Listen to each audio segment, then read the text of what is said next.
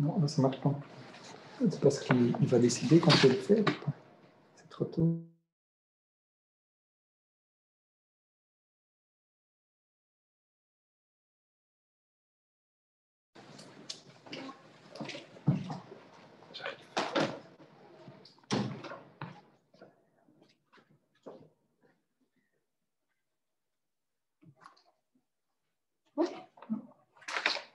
Bienvenue à cette conférence de cet après-midi, organisée par l'ELABEX Innovation et Transition en territoire de montagne de l'Université Grenoble-Alpes. Au nom de ses membres, j'ai l'immense plaisir de souhaiter la bienvenue à Tom de Verdere, professeur en philosophie et des sciences et en théorie de gouvernance de l'Université catholique de Louvain en Belgique. Dans le passé, nous nous sommes rencontrés de manière ponctuelle lors de quelques conférences et séminaires sur la question des initiatives citoyennes et leur capacité à déclencher des dynamiques de transition écologique. Et Tom, selon mes connaissances, est en effet un des premiers chercheurs du milieu francophone à s'être intéressé à la transition écologique. Depuis la philosophie des sciences et la théorie de la gouvernance, il s'intéresse à divers sujets en relation avec la transition écologique, celle de l'éthique environnementale, des normes, des initiatives citoyennes, la gouvernance notamment, et puis les processus d'apprentissage collectif et plus largement la transdisciplinarité. Trois illustrations montrent son engagement et ses compétences en matière de transition, de la recherche de transition pluri- et transdisciplinaire.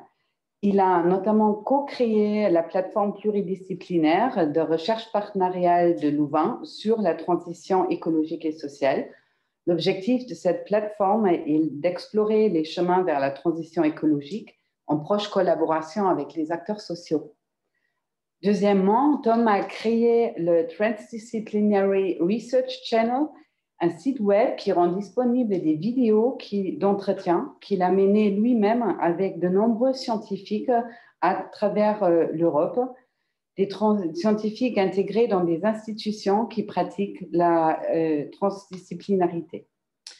Ce site à but pédagogique est aussi source de nombreuses indications bibliographiques précieuses sur la transdisciplinarité dans de nombreux domaines, incluant les sciences naturelles. Et finalement, Tom est auteur de nombreuses publications sur la recherche transdisciplinaire, notamment du livre Sustainability Science for Strong Sustainability, publié en 2014, et dans lequel il présente et discute de nouvelles formes de coopération et d'apprentissage expérientiel entre scientifiques et sociétés. Son livre le plus récent est celui coécrit avec Olivier de Schutter, qui s'intitule Social Innovation in the Service of Social and Ecological Transformation. Ce livre inclut aussi un chapitre sur la transdisciplinarité. Tom, l'interdisciplinarité et la transdisciplinarité sont en cours de devenir un des nouveaux concepts en vogue, mais nous t'avons invité pas parce que c'est à la mode, mais parce qu'on a un sincère besoin et ressenti de vouloir réorienter nos recherches dans une époque de transformation profonde de nos sociétés. Et nous nous sommes rendus compte de nombreux écueils dans la mise en pratique de telle approche. Aussi, ton regard de philosophe, au-delà des diverses disciplines dans lesquelles nous nous sommes tous et toutes ancrés, nous sera précieux. Un grand merci d'avoir accepté notre invitation. Hélas, la situation ne manque pas d'un certain côté comique. Tu as fait l'effort de te déplacer physiquement, mais le contexte de pandémie fait que la plus grande partie parmi nous se trouve derrière leurs écrans. Je nous invite tous et toutes à prendre cela avec humour. Et je t'invite à commencer. Merci. Merci beaucoup, Kirsten, pour l'introduction. Merci aussi donc pour l'invitation, invitation au dialogue avec les laboratoires sur Grenoble et avec les personnes présentes en ligne. Donc merci à Kirsten Co pour l'invitation, à Karine Pachou, à Emmanuel Georges du LabEx ITEM.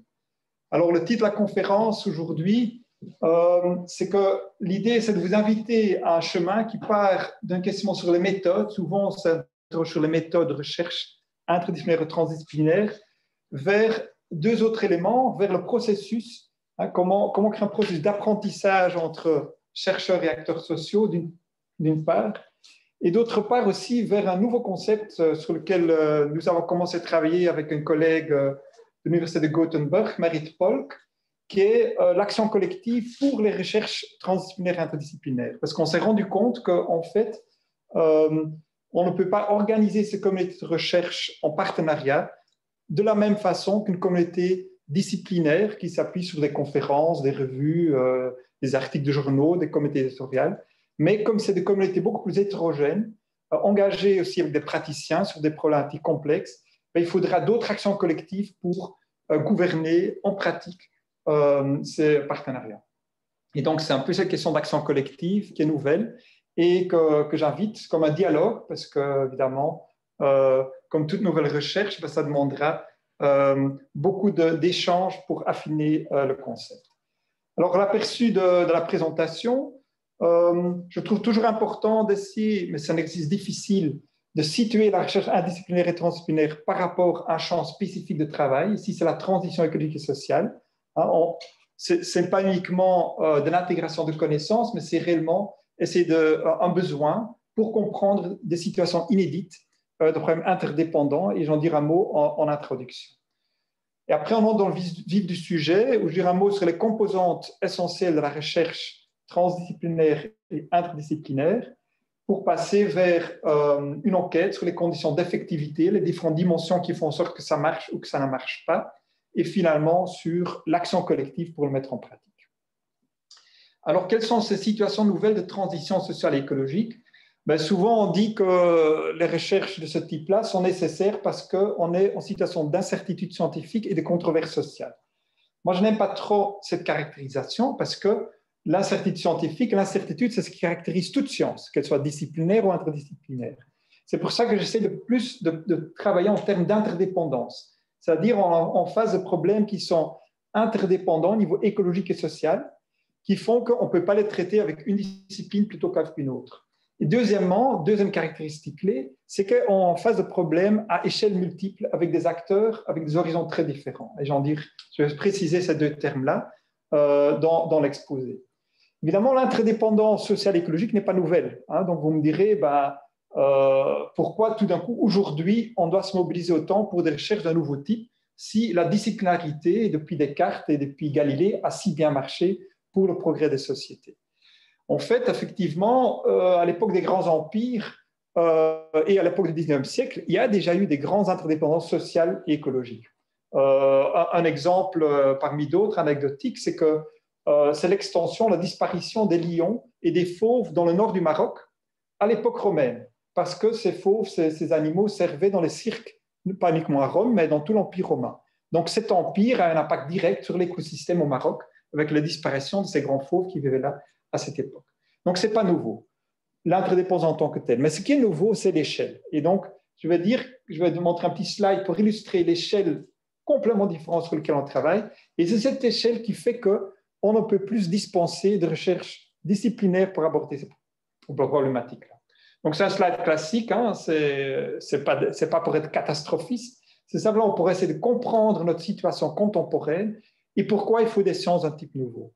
Sur le slide, vous voyez clairement que tous les indicateurs, après le milieu des années 50, croissent de façon exponentielle, que ce soit à niveau, et sur le graphe, ce qui est indiqué, c'est l'extension de la biodiversité, c'est le changement climatique, mais c'est aussi tous les phénomènes sociaux qui font en sorte que cette extension de la biodiversité et du climat arrive. Et ces phénomènes, à la base, c'est l'exploitation des ressources, c'est la surconsommation, c'est les phénomènes qu'on connaît bien, mais tous ces drivers, tout ce qui cause ces extensions, continue d'augmenter également. Alors, cet effet d'échelle sur les interdépendances sociales et écologiques ont deux grands impacts. C'est que d'une part, on ne peut plus le traiter à l'échelle d'un État. Les États seuls ne peuvent plus résoudre ces problèmes multi-échelles. Et c'est pour ça, et c'est ça le pont vers la transition, c'est pour ça que des tas d'acteurs non étatiques, supra-étatiques, mais aussi infra-étatiques, doivent se mobiliser pour résoudre ce problème de transition. Et donc, va apparaître de nouveaux types d'acteurs à côté des États pour résoudre ce problème-là. Et deuxièmement, il faudra des recherches interdisciplinaires qui vont essayer de comprendre l'interaction entre ces phénomènes à très grande échelle. Et donc, ces deux éléments-là, ces interdépendances à grande échelle et la diversité des acteurs qui vont intervenir dans la solution des problèmes est complètement inédit à l'échelle de l'histoire de l'humanité. Néanmoins, on a réussi quand même dans les débuts des années 90 à réagir façon certains éléments de ces problèmes. Par exemple, la protection des grands rapaces. Mais vous voyez, ça c'est un exemple, ce sont des exemples où la recherche disciplinaire nous a aidés. Donc au début, on pensait, on va s'en sortir avec la science classique. Ici, c'est un régime juridique. On travaille avec les juristes d'une part, les écologues d'autre part. On a deux savoirs disciplinaires qui se mettent en multidisciplinarité et on a réussi à créer un régime de régulation qui a mis fin à la disparition des grands rapaces et ils sont réapparus, vous le connaissez bien, dans les parcs naturels en France. Deuxième exemple, c'est l'efficience énergétique des outils de consommation, des besoins de consommation en Europe. Et vous voyez ici que l'efficacité énergétique s'est vraiment améliorée. Donc ici, c'est un graphe qui montre la consommation de ressources dont on a besoin pour faire fonctionner une unité d'énergie en Europe. Eh bien, on produit la même énergie avec moins de ressources en Europe. Évidemment, c'est un peu traître parce qu'on a délocalisé toutes nos entreprises polluantes vers l'extérieur. Mais néanmoins ça montre quand même que pour l'Europe même, pour certaines machines, il y a moyen de découpler la croissance de l'utilisation des ressources et même de le faire à travers l'innovation technologique classique. Donc, deuxième champ où finalement, tout se passe bien. Troisième champ, où cette fois-ci, ce sont les États qui sont pris en main. Ici, c'est la fin dans le monde. Et entre la période de 1990 et 2014, il y avait l'objectif de diminuer par moitié les personnes qui souffrent de malnutrition. Tous les pays en vert ont réussi à le faire. Par exemple, l'Inde, c'est assez incroyable, parce que quand moi j'étais jeune, c'était vraiment la période des grandes famines. Mondialement, on a réussi à arrêter ça. Donc, je dis ceci simplement dire pour signaler la productivité à la fois du savoir disciplinaire et de l'action des gouvernements. Donc, le débat n'est pas sur on doit remplacer ceci dans tous les domaines par autre chose. Le débat sera de se dire il y a certains problèmes qu'on peut résoudre avec ce savoir disciplinaire au niveau étatique, d'autres problèmes où ça ne marche absolument pas. Et ces autres problèmes sont précisément caractérisés par des interdépendances à grande échelle et avec l'intervention des acteurs multiples d'horizons divers. Et ces deux facteurs combinés font qu'on doit innover gouvernance et on doit innover au niveau savoir scientifique. Alors, un exemple où ça ne marche absolument pas, et ici, j'aime bien cet exemple parce que ça combine bien les différentes interdépendances, c'est la mer d'Aral, la plus grande mer intérieure du monde, s'est asséchée dans le siècle passé. C'est absolument incroyable. Pourquoi elle s'est asséchée? Parce qu'on a irrigué les champs de coton pour produire le coton pas cher pour l'Europe, pour faire tourner les textiles européens. Et donc, on voit bien les interdépendances entre, d'une part, un phénomène naturel, des besoins économiques dans un pays lointain. Donc, ce n'est pas en Ouzbékistan, en Kazakhstan qu'on produisait les t-shirts à bas prix, c'était en Europe. Et les conséquences aussi de santé pour les populations locales, parce que maintenant, en fait, c'est une mer de sable. Et avec le vent, en fait, tous les pesticides qui sont accumulés dans le bas de l'agriculture se diffusent et on voit une augmentation des cancers dans les villes autour. Donc, vous voyez bien, intervention d'acteurs multiples, interdépendances complexes. Sur ces problèmes-là, il faudrait un nouveau mode de gouvernance, il faudrait une autre façon de faire la science. Alors, première réaction des États, début des années 90 et même encore jusqu'aujourd'hui. Ici, sur ce slide-ci, on voit deux innovations. C'est que d'une part, l'État au milieu a organisé la délibération avec plus d'acteurs. Donc, l'État se positionne toujours comme acteur clé.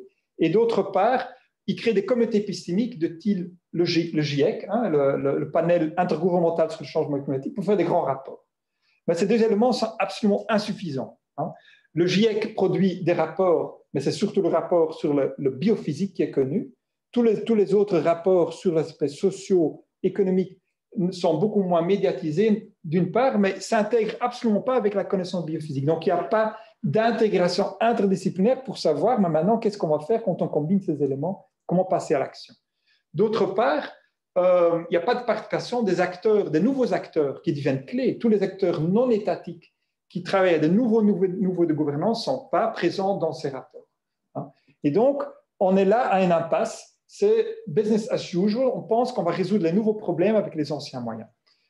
D'où deux types d'innovation. D'une part, une innovation au niveau de la gouvernance, de l'intervention des acteurs non étatiques. Et vous voyez en haut du slide apparaissent une économie, une gouvernance plurielle. Donc, on a vu émerger des mouvements de transition où, à tous les niveaux, on a instauré des méthodes de gouvernance collaborative en hybride avec le secteur privé, le secteur étatique, mais la collaboration devient clé. Pourquoi la collaboration? C'est précisément pour créer un apprentissage entre les valeurs multiples. Et ce n'est plus l'État qui va pouvoir centraliser, représenter les acteurs parce qu'il y a tellement de nouvelles initiatives. Donc, il faut un apprentissage autour de valeurs. Donc, on va voir émerger, par exemple, des entreprises qui vont produire, qui vont s'organiser autour de valeurs, par exemple dans des coopératives, des entreprises à mission sociétale. Et donc, on va avoir des structures hybrides entre secteur économique et gouvernance collaborative. De même, on va avoir des structures hybrides au niveau municipal. On va avoir des budgets participatifs émerger, on va avoir des consultations citoyennes, mais orientées vers l'action, etc. Et donc là, c'est une hybridation avec la forme d'action collective collaborative. Alors, le rôle de la science par rapport à ça. Si un scientifique vient dans ces enceintes collaboratives, où sont en cours des processus d'apprentissage par rapport à des valeurs, où sont en cours le croisement de différents savoirs, donc précisément ce dont on a besoin pour traiter de nouveaux problèmes, il devient partenaire d'un processus. Il ne peut plus venir comme l'expert qui va venir raconter la vérité. Pourquoi? Parce que d'une part, il vient aussi avec des valeurs. Une fois que les valeurs sont imbriquées avec le processus de changement, le scientifique ne peut plus dire comme s'il vient sans valeur. Et donc ça, il y a plein d'articles qui ont été analysés, par exemple en urbanisme, mais les valeurs implicites des urbanistes scientifiques sont différentes que les valeurs des acteurs sociaux impliqués dans ce processus collaboratif. Donc le chercheur ne peut plus venir pour expert, mais doit venir partenaire et prendre part à ce dialogue sur les valeurs, d'une part. Deuxièmement, dans ces enceintes collaboratives se croisent plusieurs types de savoirs, et donc il va devoir croiser son savoir disciplinaire d'expertise avec des savoirs sur les dynamiques locales, et surtout ce qui est intéressant dans ce croisement, c'est qu'il va apprendre quelque chose sur les possibilités sociales de changement dans des contextes particuliers. Donc plutôt d'avoir des rapports très bien construits qui résonnent de tiroirs, il va croiser ces rapports avec les contextes, avec ce qui est en train de se faire. Donc ces deux éléments-là sont clés. Ils vont donner une nouvelle place à la science qui apparaît sur le diagramme maintenant, où plutôt avoir des comités épistémiques globales déconnectés, les scientifiques vont devoir se positionner comme des partenaires des processus collaboratifs. Donc, émerge un nouveau champ de recherche qui traite, donc, au lieu de dire simplement d'incertitude et de controverses sociales, comme on dit dans beaucoup de littérature, en réfléchissant à ce partenariat sur la transition, on se dirait plutôt qu'on a des problèmes socio-écologiques multiniveaux, à grande échelle, et comportant des orientations de valeurs très hétérogènes. Alors, sur les orientations de valeurs, vous pourrez me dire, oui, mais il suffit de demander à un sociologue d'aller faire des enquêtes, de répertorier toutes les valeurs en présence, et on peut rester dans le cadre disciplinaire. Ce n'est pas si simple ça, parce qu'en fait, les valeurs, cette fois-ci, ils n'interviennent pas uniquement au niveau des acteurs, ils viennent au niveau collectif. Vu qu'on a des interdépendances entre systèmes écologiques et systèmes sociaux, on peut se poser la question, si je prends un territoire socio-écologique rural, il y a plusieurs orientations possibles de ces interactions. On peut dire on va aller vers un territoire qui est davantage naturalisé, wilderness qu'on va créer, ou on va créer vers un territoire où l'économie peut se conjuguer avec des activités de tourisme durable. Les interactions peuvent aller dans plusieurs orientations. Les valeurs, ce n'est pas uniquement au niveau individuel, mais les valeurs vont jouer sur l'orientation d'ensemble. D'où, quand un chercheur arrive dans un territoire, il ne peut même pas définir le système qu'il va étudier. Parce que selon l'orientation choisie, si on va aller vers un territoire où on combine écotourisme, tourisme durable, activité économique et naturalité, ou un territoire où on va plutôt aller vers le wilderness, le système socio-écologique n'est pas le même. Et donc, rien que la définition de système qu'on va étudier doit être co-construit avec l'acteur. Et donc, les valeurs jouent à ce niveau-là. Et donc, vous allez me dire, oui, mais la science doit rester neutre, etc. Justement, les recherches interdisciplinaires et transdisciplinaires, c'est leur principal défi d'instaurer des processus, justement, de clarification des valeurs sans que le scientifique prenne position, mais d'être assez large pour que la recherche scientifique soit représentative de la réalité et des transitions en cours. C'est-à-dire de faire la meilleure recherche parce qu'elle est mieux arrimée aux valeurs qui vivent dans un territoire donné. Voilà le champ de recherche. J'ai mis juste un exemple historique en 1973 d'un problème d'urbanisme. On a identifié des wicked problems, donc c'était ces problèmes de ce type-là, qui étaient ill-defined. Donc, on a un problème, mais il est mal défini au départ, donc on doit co-construire ce problème. Et donc, souvent, c'est une des références utilisées pour introduire pourquoi on a besoin de recherche transdisciplinaire et interdisciplinaire, parce qu'il y a des wicked problems. Mais ce n'est qu'un cas particulier.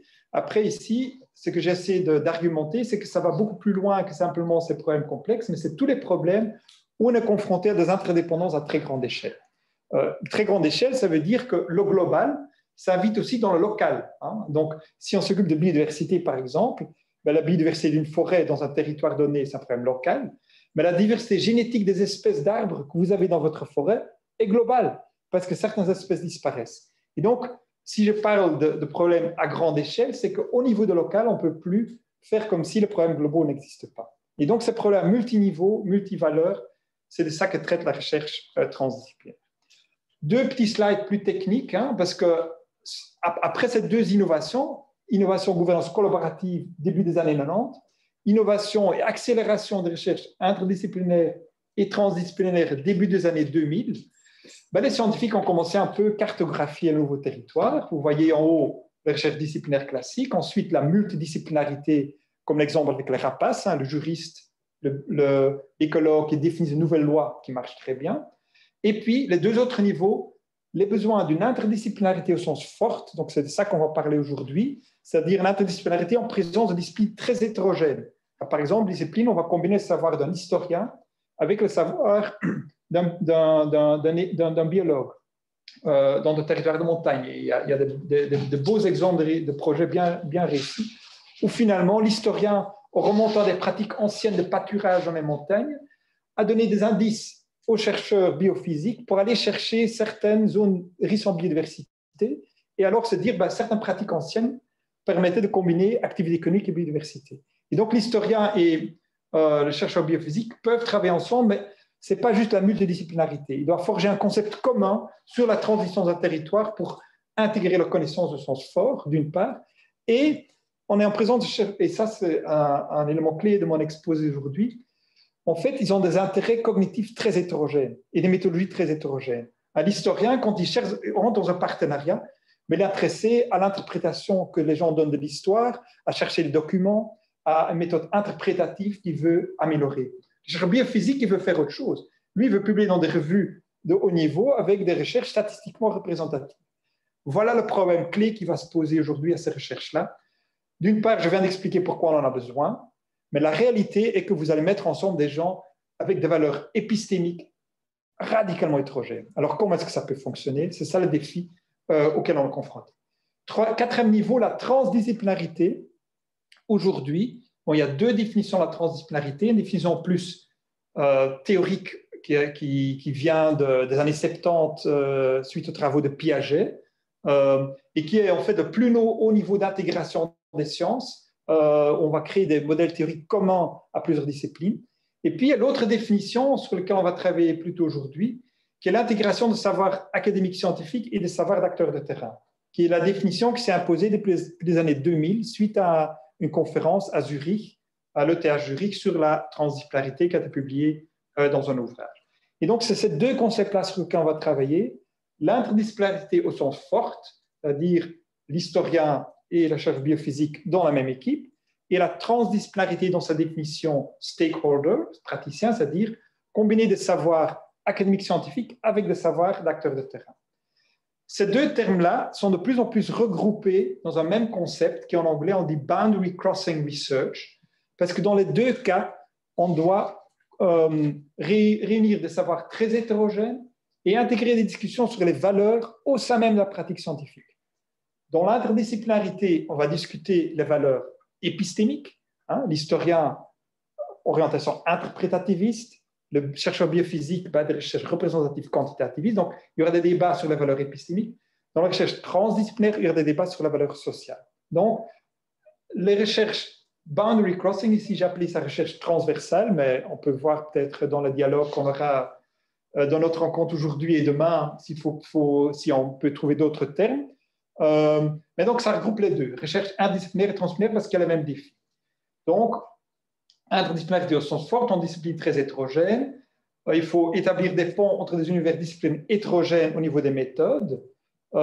Et souvent, on va travailler, c'est de créer un cadre synthétique commun. La transdisciplinarité, il faudrait un apprentissage mutuel entre des chercheurs et des acteurs impliqués dans une même recherche. Alors, maintenant qu'on essaie de mettre ça en pratique, il y a eu beaucoup d'articles. Donc, quelles sont les grandes composantes qu'on va rencontrer? La première composante qu'on va rencontrer, et celle qui s'est historiquement le plus imposée, c'est l'entrée par la méthode. Au début, on s'est dit, comment le faire? C'est quoi les méthodes de coproduction? Typiquement, en ecological economics, en économie écologique, on a développé les méthodes d'analyse multicritère, multi-criteria assessment, puis les méthodes d'analyse multicritère participative, puis les méthodes d'analyse multicritère multi-acteurs. On a développé des Living Labs, on a développé first les Technological Living Labs, puis on a développé des Living Labs sur l'innovation sociale, puis ça s'est constitué en réseau des Living Labs au niveau européen. Puis on a développé aussi des méthodes de recherche-action participative et interdisciplinaire. Un grand exemple, c'est ATD Carmonde, qui a été toujours très présent sur le terrain, mais qui tout d'un coup s'associe avec l'Université d'Oxford pour intégrer l'interdisciplinarité dans le travail sur la pauvreté. Voilà, on a eu toutes ces évolutions par la méthode. Mais évidemment, l'entrée par les méthodes reste très proche des savoirs disciplinaires. Et c'est logique, c'est les réflexes des scientifiques. On veut se concentrer sur la validité scientifique d'abord. Et donc, on va construire une validité, une reconnaissance valide. Mais le problème de la validité scientifique, c'est qu'on peut rester contenu dans des petites niches, des petits projets, des petits réseaux par-ci, par-là, avec toutes ces méthodes qui marchent bien, mais qui ne peuvent rien contre les grands ensembles disciplinaires auxquels ils vont emprunter. Mais déjà, la validité, c'est importante, elle est construite, mais on peut rester dans des niches. Et donc, il faut aussi réfléchir à consolider la communauté, aussi à construire un savoir plus générique, plus général. Et donc, tout comme la discipline, il faut monter en puissance, il faut essayer de créer des compréhensions du monde, de cette interdépendance, de cette complexité plus élevée. Et pour ça, il faut consolider et passer à des réseaux plus amples. Deux éléments pour ces réseaux plus amples. Premièrement, il faut créer de l'action collective pour la co-construction des connaissances. Et donc, il faut réfléchir à des accords institutionnels d'action collective par rapport à l'investissement des projets communs de production de connaissances. Et donc, il faut que les acteurs, quand ils se mettent ensemble, l'historien et les chercheurs biophysiques, qu'ils ont des accords préalables institutionnels sur l'organisation de la recherche, sur leur agenda, sur la façon dont on va choisir les méthodes, qui garantissent que chacun n'est pas là pour poursuivre son propre intérêt et qu'une fois qu'on a reçu l'argent, on va faire un bel article d'histoire, on va faire un bel article de biophysique. Non, on va réellement travailler sur les items qui caractérisent les interdépendances, sur les concepts communs construits, et on va investir le temps essentiel là-dedans. Bien sûr, il y a des articles de spin-off disciplinaires, mais il faut trouver un mécanisme à travers lequel ces ressources sont réellement utilisées pour la collaboration interdisciplinaire et transdisciplinaire. Et deuxièmement, une fois que ces accords sont trouvés, il faut un processus. Il faut un processus parce qu'il n'y aura pas uniquement la collecte de données scientifiques, mais il y aura aussi l'apprentissage social sur les valeurs épistémiques et les valeurs sociales qui sont imbriquées dans la recherche. Cet apprentissage, évidemment, les valeurs, ce n'est pas comme les données scientifiques, les valeurs dépendent d'un débat, d'une discussion. Il y aura un dialogue au début, on va essayer de comprendre les valeurs de l'autre, qui permet de travailler ensemble, mais les informations qui sont générées dans le projet vont modifier ces valeurs. Et donc, il faut un ajustement permanent. On dit adaptive shaping of the process. Donc, ces deux éléments-là, l'action collective et les éléments processus, ont été fort étudiés. Et donc, on va essayer de mieux comprendre et voir qu'est-ce que ça a comme implication pratique. Alors, au niveau de l'action collective, ici, une première hypothèse, c'est qu'il ne faut pas uniquement des institutions d'action collective de type co-management. Donc là, c'est la théorie d'Elinor Ostrom, donc un prix Nobel d'économie, qui a beaucoup travaillé sur les biens communs. Mais pour elle, l'essentiel dans les biens communs, dans ses premières recherches, c'était la cogestion. Donc ça impliquerait qu'il faudrait faire la grande cogestion dans tous les projets de recherche. Ce qui est évidemment beaucoup trop lourd, ce n'est pas ça qu'on souhaite. J'y reviendrai après. Quand est-ce qu'il faut la cogestion lourde ou la cogestion légère? Ça restera un élément important de la construction des biens communs de connaissances. Mais un deuxième élément qui est apparu dans les recherches d'Ostrom et sur les biens communs, dans le milieu des années 95, 95, Et c'est le mécanisme de renforcement de motivation intrinsèque. C'est les valeurs sociales qui jouent un rôle dans l'émergence des biens communs. Et quel est le rôle de ces valeurs? C'est de créer une sorte de sentiment de réciprocité. Dans les biens communs de connaissances disciplinaires, ça joue un rôle très important, c'est que le fait de savoir que mes collègues travaillent pour des valeurs intrinsèques, c'est-à-dire le progrès de la connaissance de façon désintéressée, est très important pour que j'ai un sentiment de réciprocité quand j'échange, par exemple, un article scientifique. Donc, ce sentiment de réciprocité qui passe par les valeurs, c'est très important et ça passe en fait par la construction de réseaux relationnels. Et donc, on va beaucoup parler, dans la deuxième partie exposée, de ces réseaux, de cette mise en réseau de ces recherches transversales, interdisciplinaires et transdisciplinaires, et comment cette mise en réseau permet de créer ce sentiment de réciprocité pour former une véritable communauté sur les problèmes interdépendants et complexes. Alors, quelques détails sur l'action collective. Cette cogestion, elle peut être plus lourde ou plus légère. Elle peut être basée sur le plus ambitieux, c'est la codécision. C'est-à-dire quand on va mettre l'historien et le chercheur biophysique ensemble, dans mon exemple que j'avais cité au début, on va créer une co-tutelle de doctorat, par exemple. On voudra que, si c'est interdisciplinaire, que les deux disciplines vont faire une co-tutelle du même doctorat. Comme ça, on a garanti que chacun va veiller à ce que tout le monde contribue au bien collectif. Ou quand c'est un travail avec un acteur de terrain, on va, et ça existe dans beaucoup d'universités, on va avoir des comités d'encadrement, non seulement aussi de copilotage de thèse avec les acteurs de terrain. Ce besoin, c'est une garantie d'action collective, donc c'est très important. J'y reviendrai plus tard, c'est qu'il n'est pas toujours nécessaire, il est nécessaire parfois. Donc il faut évaluer quand est-ce qu'investir dans un mécanisme si important de co-investissement.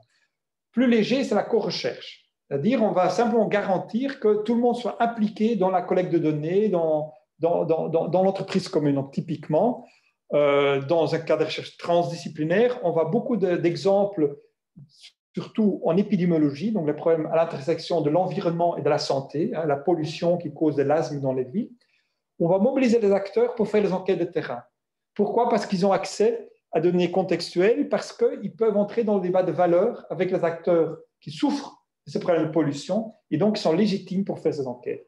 Et donc, on va avoir des collaborations entre chercheurs et acteurs de terrain qui vont tous ensemble collectionner les données et collaborer dans la collecte de données. C'est beaucoup plus léger que la codécision, mais ça permet aussi d'avoir cette garantie d'action collective. Et puis, la co-intervention, c'est une forme intermédiaire où on va garantir que les résultats de recherche sont tout de suite traduits dans des résultats de terrain, ou en tout cas dans la connaissance utilisable pour le terrain dans le cadre de recherche interdisciplinaire. Voilà différentes formes d'action collective qui forment un ingrédient de la mise en pratique de ce partenariat. Alors, au niveau des motivations intrinsèques, quelques exemples de réseaux transversaux. Beaucoup ici, le LabEx ITEM est un exemple d'une plateforme de capacitation.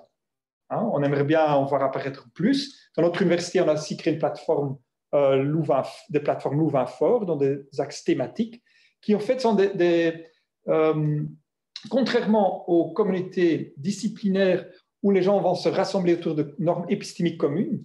Ici, on va avoir des plateformes qui ne vont pas définir ce qui est commun entre tous ces réseaux, mais qui vont essayer de créer des mécanismes de transfert de connaissances entre composants de réseau. Donc, l'enjeu sera de transférer des compétences de travail en commun de certaines équipes existantes dans une université. Par exemple, il y a des équipes qui ont l'habitude de recherche de ce type-là en urbanisme, en coopération en développement, en économie sociale. Donc, il y a des traditions de recherche qui existent au niveau interdisciplinaire et transféralité. Les équipes qui n'ont pas du tout l'habitude, les juristes, des ingénieurs, certains économistes, etc., n'ont pas acquis cette compétence de travail transversal. Et du coup, ce que ces plateformes peuvent faire, c'est créer des événements où ces gens se rencontrent et où les méthodes, les processus acquis dans certaines équipes peuvent transférer à d'autres équipes. Donc, c'est des mécanismes de mise en réseau, de relations qui deviennent importants. Un exemple de renforcement des motivations intrinsèques. Un autre exemple, c'est de créer la formation à la recherche transdisciplinaire dans les universités, et j'y reviendrai. Alors, l'hypothèse 2, au niveau du processus, donc je vais revenir sur le slide avec les boîtes. Donc, je suis en train de passer. Donc, ici, j'ai travaillé sur la boîte orange, sur l'action collective, qui sont les plus. Donc, on a parlé des méthodes, on a parlé maintenant des outils d'action collective. Et maintenant, on va introduire les éléments de processus. Alors, quelle est l'hypothèse sur le processus? C'est que pour que le processus d'apprentissage social entre acteurs très hétérogènes puisse marcher, il faut une réflexion commune, il faut une co-construction sur le processus, sur, d'une part, les objectifs du processus et d'autre part, sur les stratégies de mise en œuvre. Et donc, vous voyez bien que le type d'intégration est très différent qu'une intégration d'une communauté. Une communauté disciplinaire va se rencontrer autour de valeurs communes. Ici, il n'y a pas de valeurs communes. Et beaucoup de réseaux sociaux, beaucoup de réseaux activistes se réunissent autour de valeurs sociales communes. Tandis que ce qui est le propre de la recherche collaborative, c'est qu'on peut travailler ensemble avec des diversités de valeurs et des valeurs hétérogènes. Et justement, c'est la richesse de la diversité des valeurs qui va créer l'innovation. Donc, on ne va pas essayer d'abolir cette diversité. Par contre, il faut créer de la compréhension mutuelle et il faut créer de la confiance dans un processus commun de travail, d'où, très important, un accord sur les objectifs, un accord sur les stratégies. Dans beaucoup d'ouvrages sur la recherche transdisciplinaire, vous allez trouver aussi d'autres manières d'exprimer cela. Il y a par exemple des articles très lus dans le milieu germanophone et scandinave qui disent qu'il faut combiner le savoir systémique avec le savoir target knowledge, donc de connaissance sur les objectifs, and transformational knowledge sur les moyens d'atteindre un but. Et donc, on retrouve ces mêmes composantes. C'est en fait comment réunir une communauté quand les valeurs sont hétérogènes, accord sur l'objectif, accord sur les stratégies.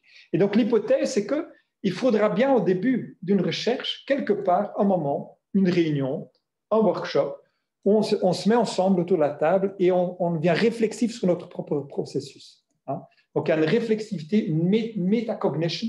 Beaucoup d'articles qui sont en train d'avancer ce concept, qui analysent les conditions de succès des projets interdisciplinaires et transdisciplinaires. C'est quand il y a un moment de métacognition, c'est-à-dire qu'on est devenu réflexif sur l'objectif du processus et on a défini ça ensemble. Et donc, il y a une réflexion commune sur le cadrage des problèmes, la définition des questions de recherche, le choix des méthodes, sélection, le rôle des participants. Et ici, ce slide, en fait, en bas, il y a les références en bas des slides. Ici, c'est un projet allemand qui a montré que, donc en fait, ils analysaient une vingtaine de projets de recherche très ambitieux, mais en profondeur, pour essayer de tracer qu'est-ce qui a fait que le projet a bien fonctionné en retrouvant tout ce que les gens ont fait dans le projet. Et bien, ils ont retrouvé effectivement que cette métacognition, cette réflexivité sur le processus était absolument clé dans le succès de tous ces programmes.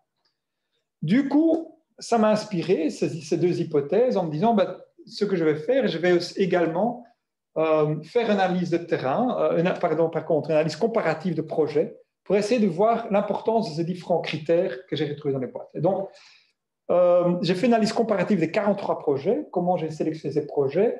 Je suis parti de mécanismes de financement de recherche transdisciplinaire et interdisciplinaire. Donc, j'ai regardé les projets en Allemagne du FONA, c'est Social Ecological Research, qui ont comme condition explicite de financement d'être interdisciplinaire et de collaborer avec les acteurs de terrain. Donc, j'ai regardé tous ces projets-là, j'ai regardé les projets Mistra en Suède, j'ai regardé les projets de l'INRAE qui ont ces mêmes conditions, etc. Donc, j'ai fait un screening de ces projets et puis dans ce qui est résulté, j'ai regardé ceux qui ont produit des articles scientifiques de revue. Donc, j'ai regardé ceux qui ont déjà passé l'étape de validation scientifique et qui sont passés dans des publications de revues par les pairs. Et puis, j'ai pris ces publications et je les ai codées avec les variables. Donc, je me suis posé la question, est-ce que ces projets-là, est-ce qu'ils ont eu de la co-décision, co-intervention, co-recherche? Est-ce qu'ils ont fait des processus de métacognition? Et est-ce qu'ils ont simplement intégré différentes connaissances avec des méthodes? Et puis, je me suis posé la question, est-ce que finalement, ces projets-là, est-ce qu'ils ont produit soit de la connaissance pertinente pour la transformation sociale à travers plusieurs outils, des outils d'acquisition de compétences, des documents stratégiques qui sont utiles pour les acteurs sociaux ou des recommandations politiques ou même des choses concrètes pour l'implémentation. Alors, qu'est-ce qui en est résulté? C'est que dans les projets, j'avais 18 cas où il y avait uniquement intégration des connaissances, donc uniquement combiner le savoir scientifique avec le savoir des acteurs de terrain. Et dans ces 18 cas, je n'ai pas eu de connaissances produites utiles pour l'action. Donc, j'avais des codes pour chacun des types de connaissances. Par contre, ça a été publié dans des revues. Et dans les 25 cas où j'ai eu des connaissances utiles pour la transformation sociale, j'ai toujours eu au moins un outil de co-gestion, que ce soit co-décision, co-recherche, co-intervention, et toujours, dans tous les cas, un moment de métacognition. Et du coup, ces éléments sont absolument clés pour l'effectivité des projets interdisciplinaires et transdisciplinaires. Du coup, maintenant qu'on a présenté ces trois concepts, les méthodes, la codécision, l'action collective et le processus, et qu'on a vu que l'importance que prend le processus et la codécision, on peut se poser la question, comment mettre ça en pratique? Alors, dans le slide suivant, ça c'est un des slides le plus cité, c'est Lang et al., un article sur la façon dont on organise les processus de recherche transdisciplinaire. Je l'ai un peu modifié, je l'ai un peu complété. Mais donc, ce qui est intéressant rien que graphiquement, c'est qu'on voit bien le processus transdisciplinaire au milieu et le fait qu'il y a un input des deux côtés, hein, à la fois de la pratique sociale et de la pratique scientifique, un retour vers les deux. Hein, donc ça, c'est intéressant aussi. C'est ça aussi l'idée de l'action collective, c'est que quand on a un accord commun de travailler ensemble, ben, il y a un espace commun de connaissances qui se construit et chacun va en retirer quelque chose, soit pour l'action, soit pour la recherche, mais évidemment par rapport aux questions sur les interdépendances et pas par rapport aux questions techniques disciplinaires. Alors, dans ce slide, je vais focaliser sur, vous voyez, la première étape, Problem Identification and Structuring. Donc, c'est ça que j'avais expliqué au niveau du processus, c'est qu'il y a un moment où on va co-définir la question de recherche, d'une part, et on va construire l'équipe de recherche. Donc, je vais dire un mot là-dessus, sur des pratiques. Et d'autre part, au niveau de l'analyse, il y a un moment où le scientifique va rentrer dans son laboratoire. Donc, après qu'on a co-construit, ben, finalement, une fois qu'on a fait des statistiques, ben, il y aura une analyse en laboratoire. Mais il y a quand même l'enjeu de généraliser les résultats. Pour ne pas rester dans des petites niches avec des résultats isolés, comment est-ce qu'on peut créer des communautés plus larges qui peuvent comprendre des problèmes de transition complexes dans le secteur de l'alimentation, de la mobilité, de la transition urbaine? Comment avoir des connaissances plus génériques sur ces interdépendances? C'est un enjeu très important au niveau pratique. Donc, je vais passer sur ces trois éléments. Donc, premier élément, la construction du partenariat. Deux éléments, ce sera le processus. Et trois éléments, c'est réseau pour généraliser les connaissances. Alors, premier élément, et voilà, je l'ai déjà largement introduit, la construction du partenariat est un moment très concret. Ben, on va mettre sur papier qui va faire quoi, on va se répartir les tâches.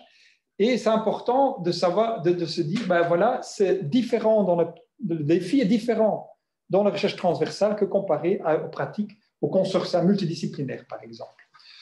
Et on va devoir faire un investissement supplémentaire dans ces outils de co-gestion entre des disciplines hétérogènes ou avec des acteurs.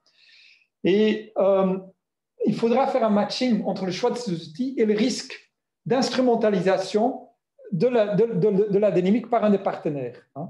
Si le risque n'est pas très élevé, c'est-à-dire typiquement sur les recherches d'épidémiologie en situation de pollution urbaine, ben, les différentes disciplines, les différents acteurs, ils sont là. On voit bien qu'il y a un grand problème d'asthme dans cette communauté-là. Il faut le résoudre. Il faut essayer de créer une recherche scientifique fondamentale pour mieux cibler les catégories de population. Il n'y a pas de grand risque d'instrumentalisation. Et donc, la co-recherche peut suffire. À l'autre extrême, et c'est un projet que j'ai encadré avec un des doctorants de notre équipe, avec ATD Carmonde, on a fait un atelier de croisement des savoirs avec les personnes en extrême pauvreté, donc les personnes qui vivent dans la rue, qui deviennent co-chercheurs dans un projet, pour essayer de comprendre comment les gens qui sont en rue peuvent se nourrir aujourd'hui. Hein, donc, on essaie de croiser des thématiques de transition alimentaire avec des thématiques de pauvreté. C'est très beau, c'est très chouette, c'est très excitant pour les académiques, mais il y a un énorme risque d'instrumentalisation de toute évidence, parce qu'on travaille avec ATD, on a une voie royale d'accès à des données extraordinaires de terrain qu'on ne peut jamais avoir si on viendrait avec un micro interviewer ces gens dans la rue. Et donc, il y a un très grand risque d'instrumentalisation. D'où on a choisi pour un copilotage. Hein, donc, dans ce projet-là, tout a été copiloté jusqu'à la coécriture de tous les rapports de recherche. Donc, tout le rapport de recherche a été coécrit avec les gens en situation de pauvreté, qui est un processus très long, très laborieux, mais les risques d'instrumentalisation sont tellement grands, les déséquilibres de pouvoir sont tellement grands que c'était absolument essentiel. Et donc, voilà, au début du processus, on va essayer d'évaluer, parce que les gens ne vont pas entrer dans un partenariat, s'ils veulent vraiment entrer dans un partenariat, sans avoir cette discussion. Hein.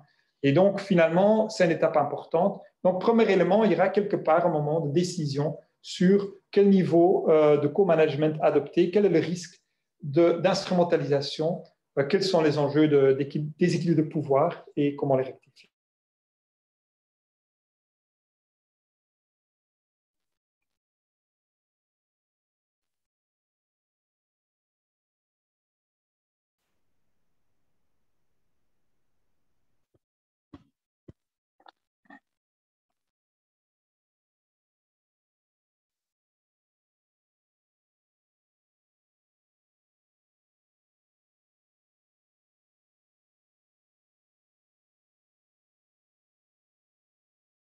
Et c'est vraiment important,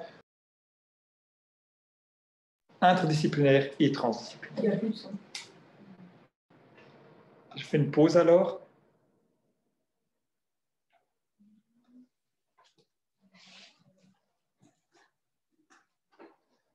Le son de retour.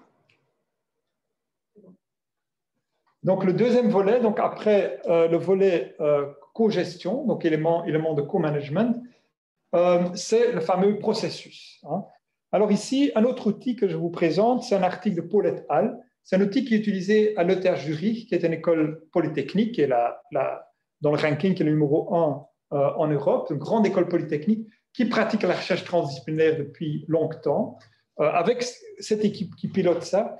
Et ils ont mis au point un outil, c'est un outil parmi d'autres, mais en travaillant avec ça chez nous, j'ai trouvé ça intéressant. Ils appellent ça les 10 Reflexive Steps. Donc, ils ont listé 10 étapes de réflexivité possible en début d'un processus transdisciplinaire. Bien sûr, on va probablement l'utiliser chez nous. On ne va pas utiliser les 10. Ce qu'on va faire, c'est que, par exemple, si on va faire des mémoires transdisciplinaires interdisciplinaires, on va en sélectionner 3-4 qui nous semblent le plus importants et on va demander aux chercheurs, aux mémorants qui font ce type de recherche, d'écrire un chapeau de 10 pages où ils utilisent cette réflexivité, il explicite pour augmenter la qualité des processus. Alors, c'est quoi ces reflexive steps? C'est d'une part une réflexivité par rapport aux objectifs, hein, et d'autre part une réflexivité par rapport aux stratégies. Et dans les objectifs, donc je lis, donc il faut être réflexif par rapport à la question de recherche, bien distinguer la recherche et le problème sociétal, identifier éventuellement le cycle d'application, d'implémentation des résultats de recherche, le policy cycle, et voir aussi quelle connaissance est nécessaire pour quel type de groupe social. Toute cette réflexivité augmente la qualité du processus et du partenariat et peut être rendue explicite, peut faire l'objet d'une partie d'écriture, du doctorat, du mémoire, ou même de l'article scientifique publié dans une revue. Hein. Les reflexive steps sur les stratégies, ça va par exemple permettre de clarifier pourquoi j'ai plusieurs disciplines qui sont impliquées. Hein, quel est le rôle des disciplines? Ils vont jouer quel rôle dans mon partenariat? Par exemple, si on peut rendre ça explicite, ça augmente de nouveau la qualité de la recherche. Et rappelez-vous, les études ont montré que ce type de métacognition crée vraiment un meilleur output de recherche au niveau de la qualité. Donc voilà un outil intéressant qu'on peut mettre en débat, qu'on peut affiner. Et je pense qu'évidemment, chaque équipe, chaque plateforme peut construire son propre outil. Mais c'est intéressant cette idée d'étapes réflexives qui peuvent être posées comme questions et qui peuvent être une grille commune entre plusieurs projets qu'on finance et qui existent dans une université ou un établissement d'enseignement supérieur. Et finalement, le troisième élément, la consolidation des recherches, c'est-à-dire cette fameuse montée en puissance pour éviter que l'interdisciplinarité et transdisciplinarité va devenir des petites niches de tas de petits projets hétérogènes, sans que véritablement on peut consolider ces recherches autour de thèmes, par exemple, comme j'avais dit, l'alimentation, la mobilité, etc. Et donc, ce qu'on a fait chez nous, dans notre université, on a créé 4 plateformes, ça s'appelle les Louvain Fort, sur des thèmes transversaux qui rassemblent ces communautés hétérogènes. Alors, l'idée, ce n'est pas de nouveau de dire ce qu'ils vont faire en commun, mais c'est de créer des mécanismes incitatifs pour que les gens puissent transférer le savoir d'une communauté à l'autre et que progressivement, on puisse identifier quelles sont les interdépendances les plus importantes dans mon champ. Si je les étudie bien, est-ce qu'on a vraiment réussi à résoudre de nouveaux problèmes en abordant ces interdépendances-là, hein? Et donc, pour ça, il faut vraiment avoir un projet qu'il a fait, un autre projet qu'il a fait, en dialogue, et puis on fait émerger de nouvelles questions et on relance un nouveau projet. Ce type de mise en réseau, c'est ça l'essentiel des nouvelles communautés qu'on va viser dans la recherche interdisciplinaire et transdisciplinaire. Alors, je distingue 3 niveaux sur lesquels on peut travailler. On a besoin de ressources humaines pour qu'il y ait cette montée en puissance. Il faut des ressources humaines, il faut des étudiants, des chercheurs qui ont l'habitude de pratiquer ce type de recherche, qui ont acquis des compétences pour travailler sur le processus, pour faire la codécision, la cogestion. Et ici, j'introduirai un peu plus tard le concept d'écosystème, c'est-à-dire pour ces ressources humaines, comme c'est nouveau, l'idée c'est de créer plusieurs ports d'entrée pour que des étudiants, des chercheurs, à plusieurs moments de leur carrière, aient l'opportunité de le tester une fois, de le vivre une fois. Donc, je vais dire un petit mot sur cet écosystème qu'on pourrait construire pour augmenter le nombre des ressources humaines, des capacités de travail transdisciplinaire. Puis, au niveau universitaire, j'ai déjà parlé de ces plateformes. Il y a la BEC-System, il y a la plateforme LP Transition qu'on a créée chez nous. À l'ETH Zurich, ils ont leur propre plateforme. Toutes ces plateformes sont un peu différentes, mais ils ont chacun la même philosophie, c'est des plateformes de capacitation. Ce n'est pas des méga-centres de transition, ce n'est pas des méga-centres sur le développement durable. Pourquoi pas? Parce que d'une part, ils se substitueraient à des dynamiques existantes. Ce serait le centre d'excellence développement durable. Oui, mais qu'est-ce qu'on fait avec les gens en coopération de développement, en économie sociale, qui ont autant d'expertise? Donc, c'est absolument pas ça l'objectif. Et d'autre part, ça ne répond pas à l'objectif qui est justement de croiser des réseaux existants et des capacités, de créer des capacités entre les réseaux. Donc, cette idée des plateformes, c'est des plateformes de capacitation et c'est la forme plus large que vont prendre le niveau prochain d'intégration. Donc, on va voir émerger des plateformes de capacitation qui peuvent être génériques, mais qui peuvent être aussi thématiques. Et c'est ça l'intuition de Louvain-Fort, c'est que nous, on a créé quatre plateformes de capacitation. Voilà. On va regarder les gens qui étaient intéressés. Là où les capacités existaient, une sur l'eau, une sur l'alimentation. Je ne connais pas les 4, mais donc ces plateformes de capacitation peuvent être thématiques et permettre cette montée en puissance et justement en élargissant les réseaux de travail. Et puis au niveau interuniversitaire, c'est ce qu'on fait aujourd'hui.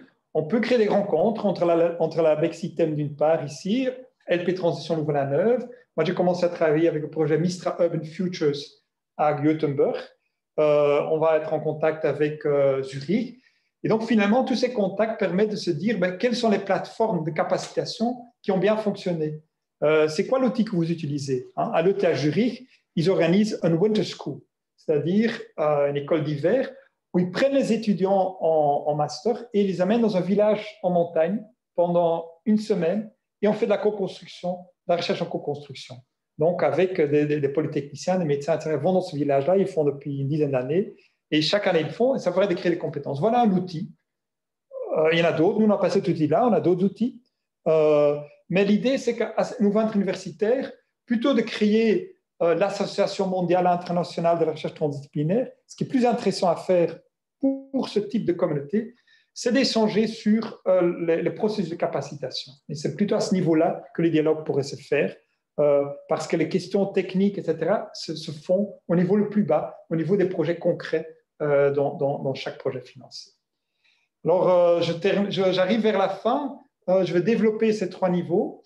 Bref, donner des exemples et après, je vais ouvrir au débat avec l'auditoire et avec les personnes qui nous suivent à distance.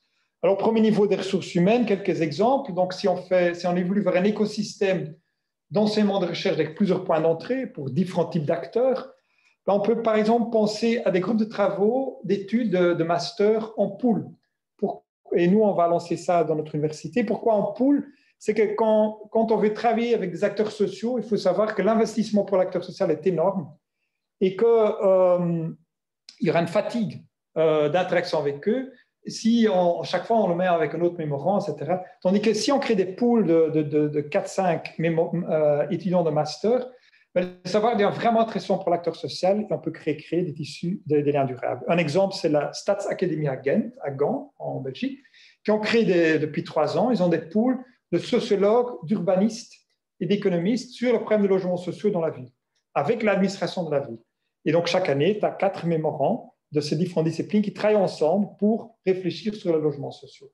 Voilà, on peut imaginer d'autres pools. Nous, on a commencé à répertorier, on va lancer des pools chez nous aussi. Voilà le port d'entrée parce que déjà pendant le master, on peut pratiquer la recherche transdisciplinaire et disciplinaire, ce qui donne évidemment une porte d'entrée. Et si on veut commencer un doctorat ou si on veut faire des recherches dans des institutions publiques, on aura déjà le goût, on aura déjà les compétences acquises. Deuxième niveau, c'est les postdocs, les doctorants. Troisième niveau, ce n'est pas des niveaux, des portes d'entrée, c'est les cours projets, ça s'appelle le service learning. Hein, et là aussi, on essaie de développer ça chez nous. C'est qu'au lieu, donc, pour avoir tes crédits du cours, ici, ça peut être fin du bac, ça peut être bac 3 ou master 1, ben, la condition, ce sera d'aider une association à améliorer ses objectifs. Typiquement, nous, on a un cours d'une clinique juridique où les étudiants en droit vont aider des associations pour écrire certaines législations, etc. Et quand l'étudiant a fait ça pendant une année, il a le crédit son cours. Voilà, il y a des universités comme l'université de Leuven où ils ont déjà 29 types de ce cours-là. Je pense que c'est une porte d'entrée intéressante également pour acquérir ce type de connaissances au niveau des ressources humaines. Et finalement, ici, nous, il y a beaucoup moins, mais au Canada, ça faut développer. C'est des outils de traduction des résultats de recherche vers les acteurs sociaux, co-construits avec les acteurs sociaux. Ils ont fait ça surtout en psychologie et en psychopédagogie. Et donc, il y a toutes des structures, je peux vous en parler si ça vous intéresse. Mais voilà, plusieurs portes d'entrée pour construire des ressources humaines. Puis on passe au niveau des universités, des établissements. Donc là, il faut organiser des interactions, il faut créer des interfaces de réseau pour que les gens ne restent pas dans leur niche. Et aussi, en créant ces interfaces de réseau, on diminue les coûts, le temps investi pour chercher des partenaires. Parce que finalement, avec ces interactions-là, on va plus facilement créer des matchs et voir avec qui on pourrait travailler. Voilà, nous, ici, c'est un exemple à la Dutch Research Institute for Transitions où ils ont créé récemment, il y a 2 ans, il y a tout un texte expliquant pourquoi ils l'ont fait, mais c'est précisément pour ces raisons d'interface de réseau, un espace entre citoyens et chercheurs, ARENA, pour faire émerger justement ces croisements de réseaux. Ici, chez nous, j'ai mis le Winter School, le théâtre juridique, et ceci peut être fait, c'est pour ça que j'ai mis l'exemple, ce type d'interface des réseaux peut être fait aussi même par les associations. Chez nous, il y a un couple d'associations qui ont carrément pris les objectifs de développement durable des Nations Unies et qui ont discuté avec les acteurs sociaux quelles sont les questions transdisciplinaires maintenant que nous, on souhaite avoir sur ces objectifs. Et très intéressant, évidemment, l'objectif économique de progrès économique, ils veulent la redéfinir autrement. Voilà un sujet de recherche qu'eux, ils ont construit.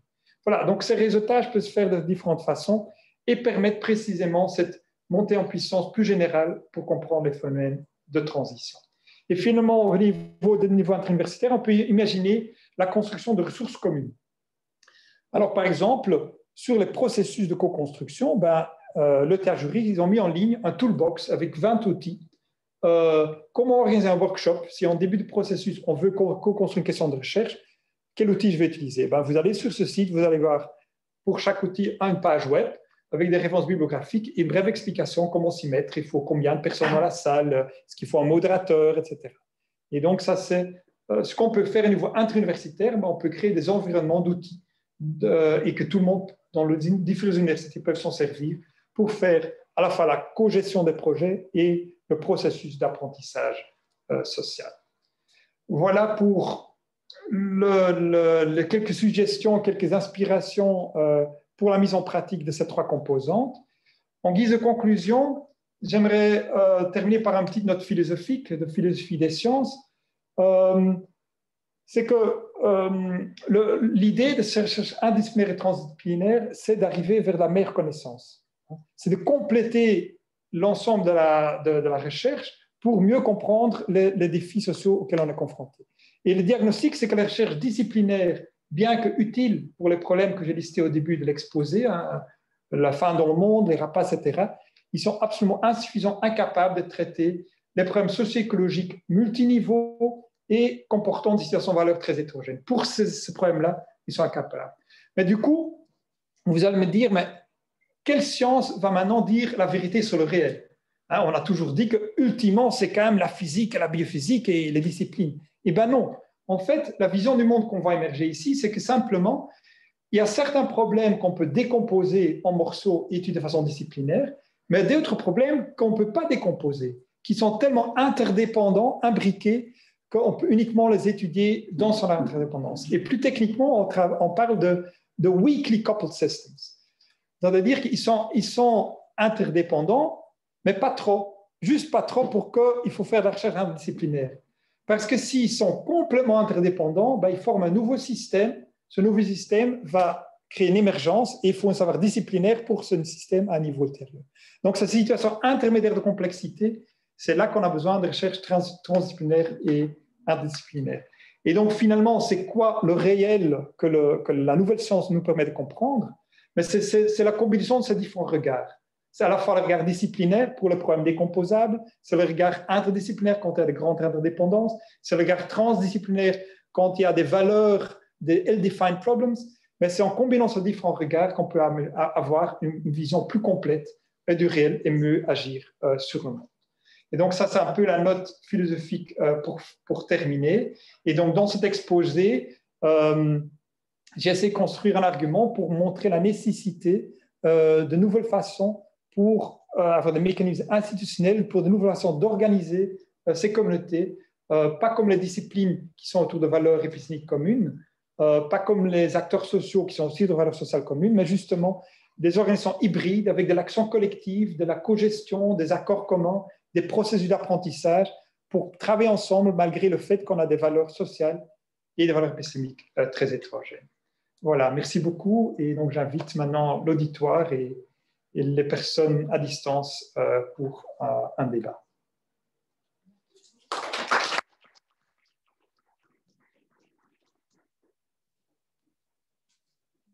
Il y a des questions. Merci Tom d'abord pour cet exposé, c'était très, très riche. J'invite donc les personnes de la salle ou en visio à poser vos questions.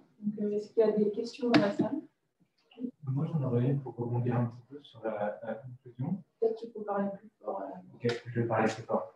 J'avais une question pour rebondir sur la conclusion, spécifiquement dans l'approche disciplinaire sur la formation, en partant de l'observation vraiment de tous les jours, qui n'est pas scientifique, que souvent dans ce genre d'enceinte ou sur des plateformes de capacitation, on voit des gens très efficaces, très motivés, très impliqués, qui souvent ont des parcours personnels, même des trajectoires, où une, deux ou plus de disciplines sont intervenues dans la formation, quelqu'un qui serait ingénieur et philosophe ou historien et géophysicien par sa formation, par ses études. Et la question que je me posais, c'est est-ce que ça, on peut l'observer, notamment dans votre analyse des 43 projets transdisciplinaires et des publications, est-ce qu'on voit émerger une figure de chercheuses, chercheurs qui aurait cette proportion à la transdisciplinarité, peut-être en raison d'une trajectoire personnelle qui serait déjà un petit peu transdisciplinaire à l'échelle individuelle. Oui, absolument. Hein. Mais le grand défi, c'est qu'en fait, ces trajectoires déjà combien en pluridiscipline, bah, quelqu'un qui fait des études d'urbanisme ou d'économie sociale, voire coopération développement, bah, il sera forcément amené à hybridiser ces différents savoirs. Donc, il va développer des compétences disciplinaires. Et c'est vrai que c'est très important que les compétences disciplinaires restent présentes, hein, parce que la validité, le mécanisme de validation de la science restera disciplinaire. La question, c'est de savoir, on peut utiliser ce savoir disciplinaire dans un cadre purement technique pour étudier de façon seule un problème, ou on peut utiliser ce savoir disciplinaire justement dans un contexte de collaboration avec d'autres types de savoirs. Et j'ai un bel exemple, justement, comment cette ambiguïté peut se jouer, c'est qu'il y a un projet en Allemagne sur la rénovation énergétique, où il y a à la fois des enquêtes de terrain pour savoir qu'est-ce qui motive les gens à rénover leur maison, et on a constaté que c'est surtout au moment de déménager que les gens sont le plus motivés, et donc c'est à ce moment qu'il faut agir. Et d'autre part, il y avait une équipe qui faisait la modélisation pour savoir comment ces différentes décisions se combinent sur un territoire. Et ces modélisateurs étaient très disciplinaires. Ils n'avaient jamais travaillé en équipe interdisciplinaire. Et du coup, ça fait un clash. Et donc, j'ai interviewé, vous pouvez aller voir la vidéo sur TD Research. Et c'est très marrant parce que la gestionnaire de projet explique ce clash. Elle fait un grand sourire, ça fait vraiment un grand conflit, presque ils ont dû arrêter le projet. Parce que les gens qui font la modélisation disaient, mais c'est quoi ces données que vous avez sur le contexte? On ne sait rien faire avec ça. Et dans les dialogues, cette personne qui avait une compétence disciplinaire ont dû se repositionner. Ils ont dit, en fait, nous, on voulait comprendre des dynamiques génériques sur tous les territoires, la généralisation.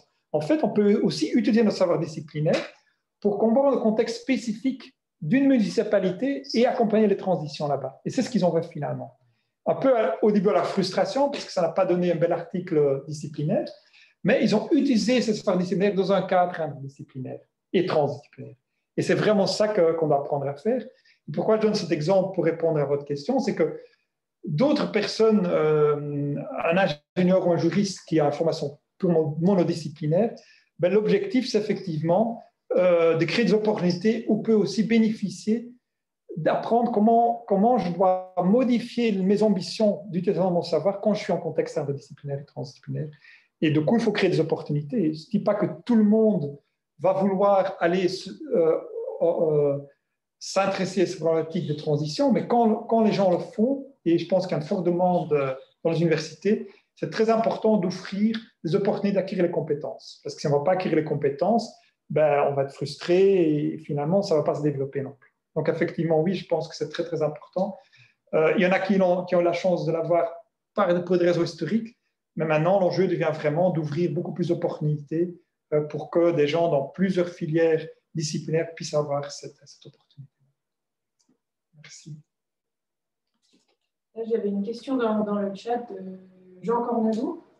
Donc, bonjour Jean Cornelou.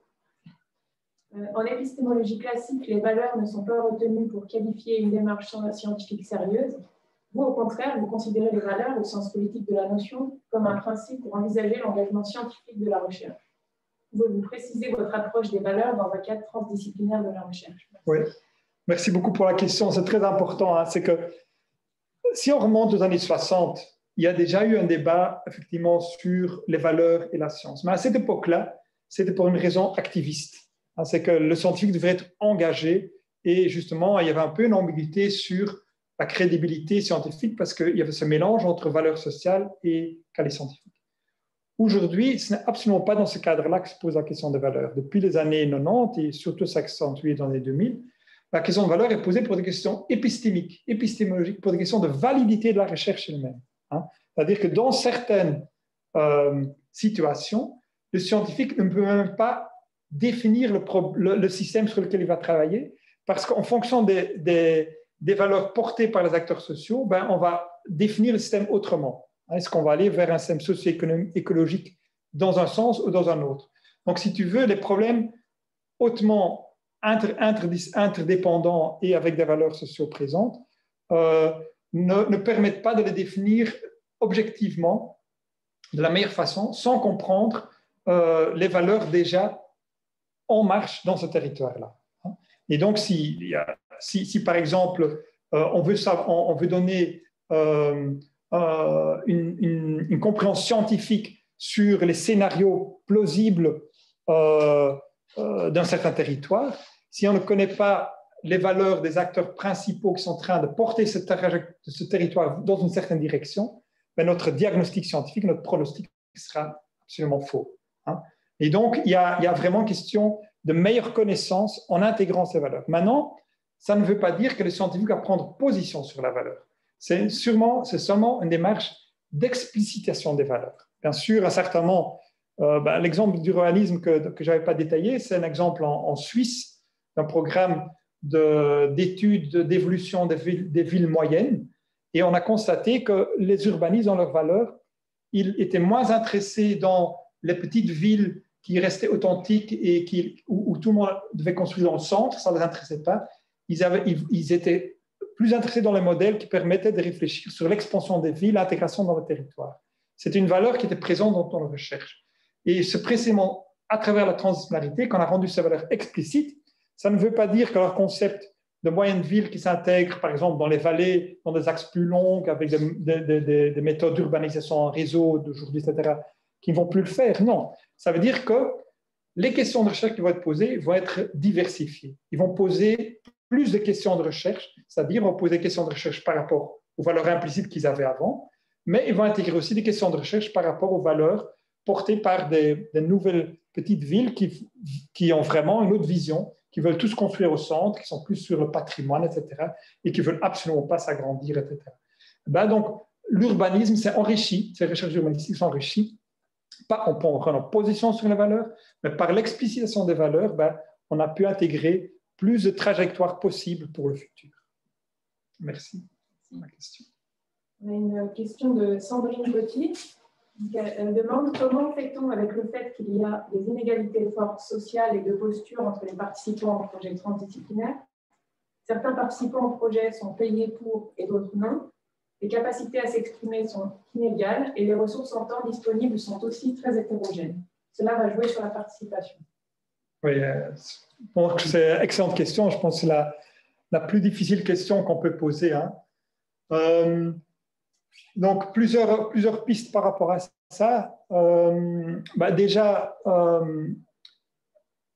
la proposition de travailler en pool que j'avais évoquée au départ par rapport au mémorandum, c'est une réflexion qui va être généralisée. C'est se poser la question, c'est qu'effectivement, très souvent, l'interdisciplinarité et la transdisciplinarité est très intéressant pour les académiques, mais pour les acteurs de terrain, ils ont un peu le couteau sur la gorge et voilà, si ça ne permet pas pour eux d'avancer dans leur transition, c'est effectivement très inégal. D'où très important, donc, que j'ai essayé d'argumenter ici au niveau du processus, donc complément de processus, d'avoir un workshop de co-définition des objectifs de recherche, des questions de recherche, etc., en début de travail. Donc ça, c'est une première réponse. Une deuxième réponse au niveau des ressources, c'est que ce qui est très important, c'est que, et donc c'est lié à la co-définition, c'est que le projet de recherche répond réellement à des besoins et des motivations, des choses que les gens veulent faire réellement. Donc, ça ne peut pas être un appel d'offres par le gouvernement dans lequel il faut s'inscrire. Ça ne marchera pas. Et donc, c'est clairement un défi pour les bailleurs de fonds. Hein. Ça ne peut fonctionner vu que la recherche indisciplinaire et transdisciplinaire demande plus de ressources que la recherche disciplinaire ou qu'une simple consultance pour une municipalité. Il faut réellement que cet effort supplémentaire soit récompensé par l'intérêt intrinsèque. J'ai un très bon exemple chez nous, et j'étais très étonné de l'apprendre, c'est qu'il y a des écoles, il y a un consortium de 20 écoles qui cofinancent un postdoc à notre université. Donc tu te dis, ils mettent de l'argent sur la table, 20 écoles mettent chacun un 20e d'un postdoc, depuis 2 ans, puis ça a été renouvelé, donc ils sont très contents, pour travailler sur l'harcèlement dans les écoles. Le problème d'harcèlement était devenu tellement prégnant pour eux qu'ils ont voulu un postdoc encadré par un universitaire pour aborder ce sujet-là. Alors, qu'est-ce que le promoteur de ce projet a fait? Il a monté une équipe de mémorants, parce que pour lui, il voulait bien le faire. Donc, évidemment, ça intéressait les écoles, ils ont mis l'argent, l'accord a été signé, mais ce n'était pas évident à mettre sur place pour l'université non plus.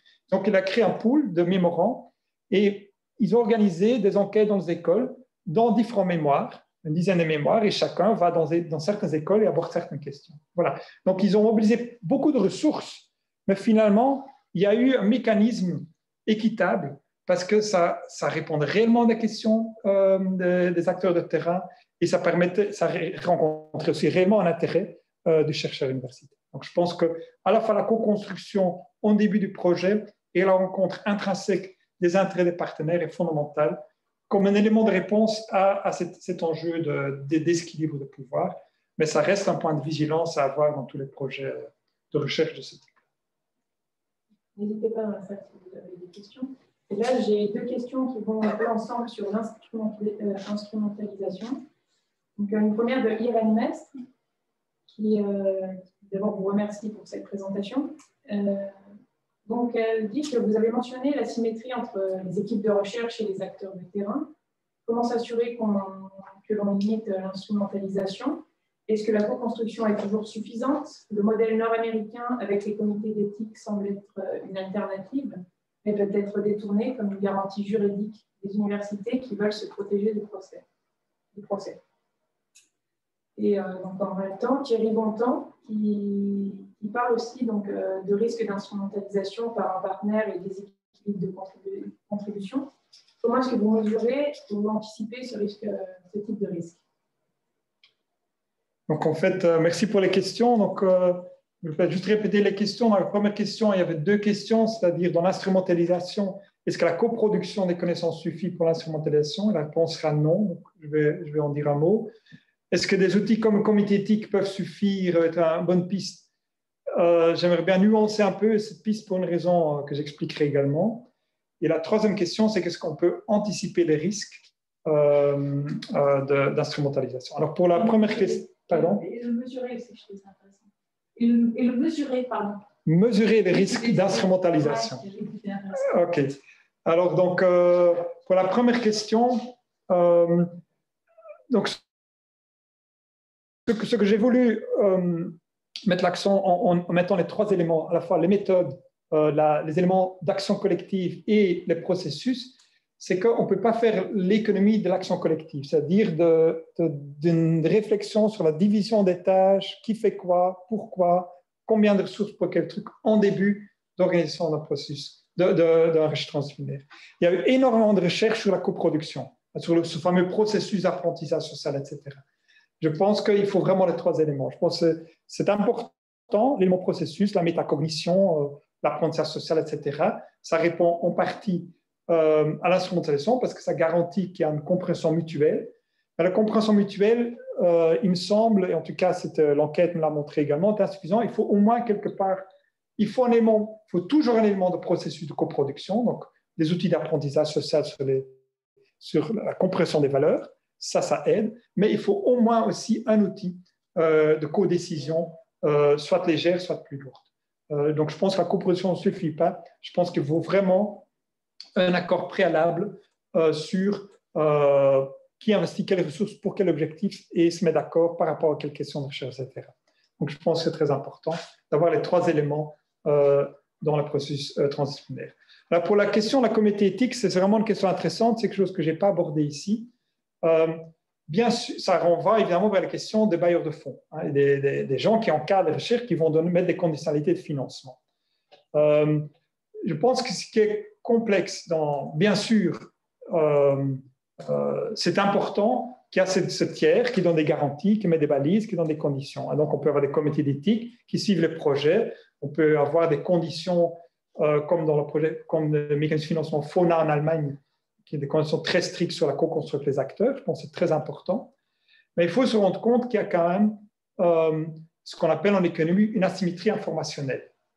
Vu que ce sont des ill-defined problems, vu que le problème est mal défini, parce qu'il y a plusieurs valeurs en présence, vu qu'il y a des interdépendances complexes qu'on ne connaît pas complètement, en fait. Pendant la recherche, certaines nouvelles interdépendances peuvent apparaître, on peut se rendre compte de nouvelles interdépendances. Donc, il y a un vrai problème de tout définir à l'avant. Et donc, il faut quand même il faut quelque part un matching entre des mécanismes de contrôle externe, dans le mécanisme de financement, mais il faut aussi des mécanismes internes dans les projets. Je pense qu'au-delà des comités éthiques et une définition juridique des garanties de non-instrumentalisation, il faut vraiment qu'on arrive à créer des motivations intrinsèques contre l'instrumentalisation. Et c'est ça qui fera la force des communautés interdisciplinaires et transdisciplinaires. C'est pour ça que je mettais tellement l'accent collective sur les réseaux relationnels, sur les valeurs de ces communautés elles-mêmes. Et ça a l'air peut-être un peu angélique, mais si vous regardez une communauté disciplinaire, et nous on a fait des enquêtes sur la communauté des gens de recherche en microbiologie au niveau mondial, les motivations intrinsèques jouent un rôle énorme. Parce que moi je me suis intéressé au partage de matériel biologique au niveau mondial, dans des collections de cultures. Et plein de gens échangent des échantillons, même illégalement. Donc moi j'ai fait des workshops sur le régime ABS dans le protocole de Nagoya, Access and Benefit Sharing, où on discutait des règles pour pouvoir échanger du matériel d'un labo à l'autre. Pendant les pauses café, les gens avaient leur mallette et s'échangeaient le matériel. Et donc, comment se fait qu'ils font ça? C'est parce qu'il y a des motivations intrinsèques très, très fortes. Donc, il y a des communautés disciplinaires où ces motivations intrinsèques. Ben, je pense que de même, on peut avoir les bailleurs de fonds qui donnent des conditions, mais on doit créer des cultures de recherche où ce thème de l'instrumentalisation, ce thème du pouvoir doit être dans l'ADN de cette culture et de cette vigilance. Donc voilà, ça doit en faire partie. Donc je veux dire qu'il faut les deux. Il faudra des conditionnalités de financement, il faudra une culture de recherche qui permet de créer ces contrôles par des valeurs et des normes sociales qui caractérisent une communauté. Par rapport à la troisième question, donc de mesurer, d'anticiper les risques d'instrumentalisation, je pense non. Bon, je n'ai pas vraiment de réponse par rapport à ça. J'aurais tendance à dire que c'est non anticipable et que voilà, malgré tous les efforts qu'on peut émettre, ces projets peuvent toujours échouer. Hein.